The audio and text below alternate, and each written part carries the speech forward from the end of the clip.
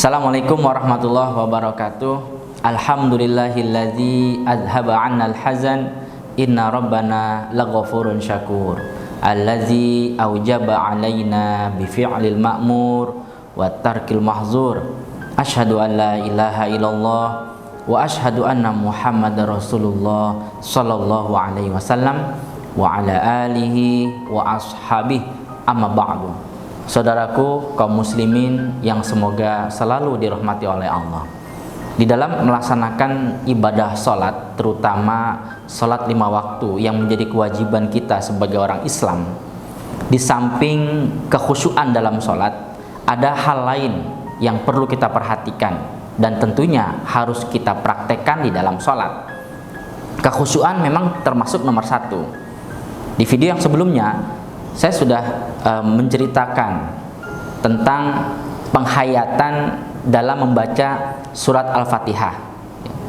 Di samping surat Al-Fatihah juga kita harus belajar untuk menghayati surat-surat yang kita baca setelah Al-Fatihah, kemudian menghayati bacaan-bacaan setiap gerakan. Itu harus.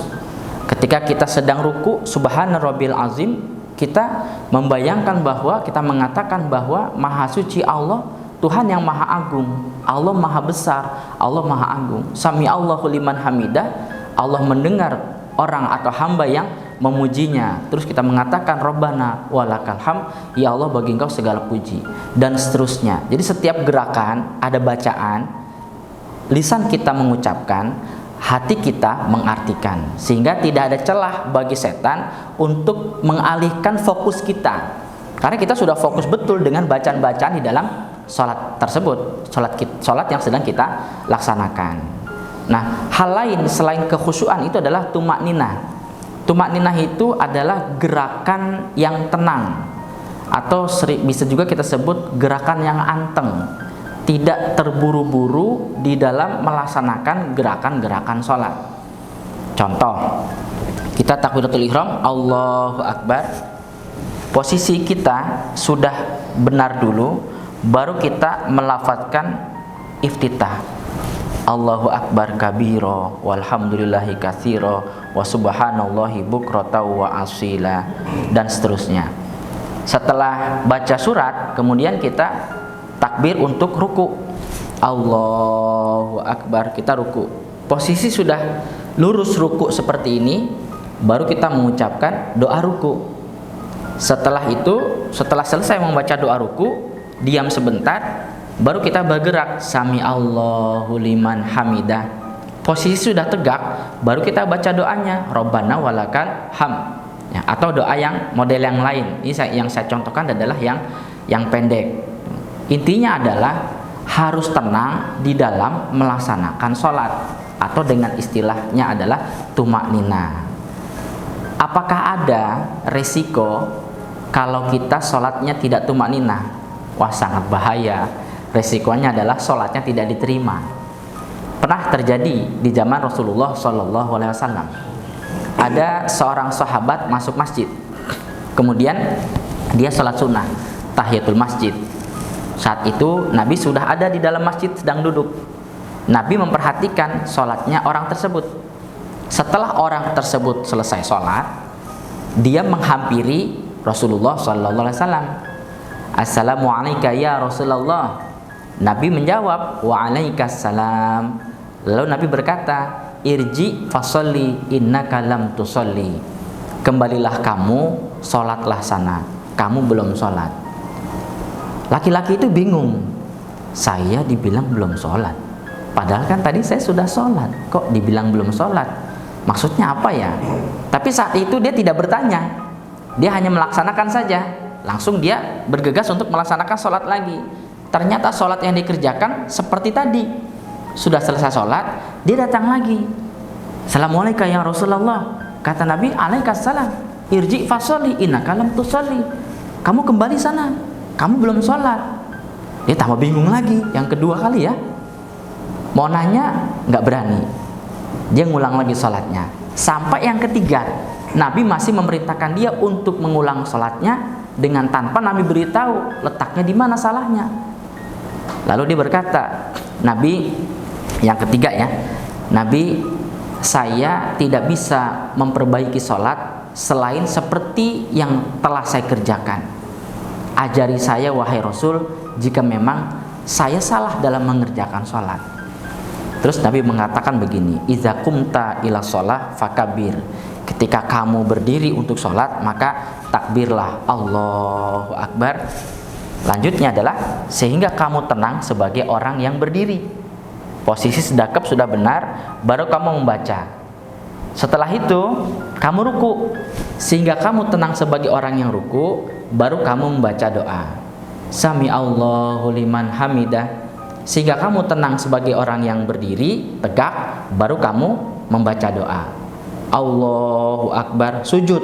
Nah, sujud itu harus ada beberapa anggota yang kena lantai atau kena bumi. Wajah satu, ini harus sempurna kena lantai. Berarti kalau wajah itu kening dan hidung. Ya. Kemudian dua telapak tangan kena. Kemudian dua lutut kanan kiri.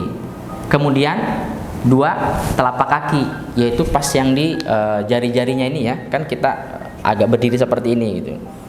Itu harus posisinya sudah betul, sudah benar, dan jari-jari kakinya itu ngetekuk, itu ditekuk menuju mengarah kepada kiblat. Sudah posisi seperti itu, baru kita membaca doa sujud. Kemudian duduk, Allahu Akbar, duduk antara dua sujud, sudah posisi benar, baru baca doa. Kemudian sujud lagi, Allahu Akbar, sudah posisi sujud benar, baru baca doa. Kemudian menuju rakaat kedua, Allahu Akbar, sudah sedekap gini, kemudian baru baca surat Al-Fatihah. Nah, kata Nabi, kerjakanlah sholat seperti itu di setiap sholatmu. Nah, mari saudaraku, kita koreksi sholat kita, karena sholat ini adalah ibadah yang pertama kali dikoreksi oleh Allah. Dan sholat ini nanti di hari kiamat ketika dikoreksi oleh Allah, ternyata sholatnya tidak benar. Kalau hanya kurang nilainya, Allah masih suruh malaikat untuk mencari pahala sholat sunnah guna menambal kekurangan pahala sholat wajib yang kita kerjakan masih kurang. Tapi kalau mengerjakan sholatnya tidak tumakninah, itu tidak diterima, bukan kurang wahai saudaraku, tidak diterima. Kalau tidak diterima, terus pakai apa nambelnya? Nauzubillah min dzalik. Kalau sampai gara-gara kita nggak tumakninah dalam sholat, terutama sholat 5 waktu, akhirnya kita dimasukkan ke dalam neraka, karena termasuk orang yang lalai dalam sholat. Kalau bicara kecewa, ya Allah jelas kecewa lah sama kita.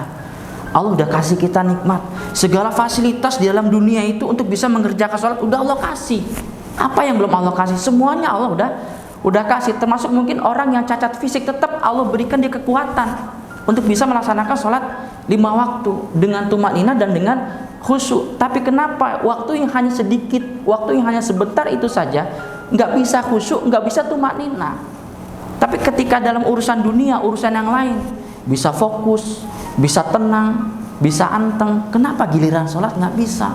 Padahal kita dihidupkan di dunia ini untuk ibadah, ya untuk sholat. Wa ma khalaqtul jinna wal insa illa liya'budun. Tidak aku ciptakan jin dan manusia kecuali hanya untuk ibadah. Mari kita renungkan wahai saudaraku, semoga Allah jadikan kita orang yang betul-betul bisa melaksanakan sholat, terutama sholat 5 waktu dengan benar.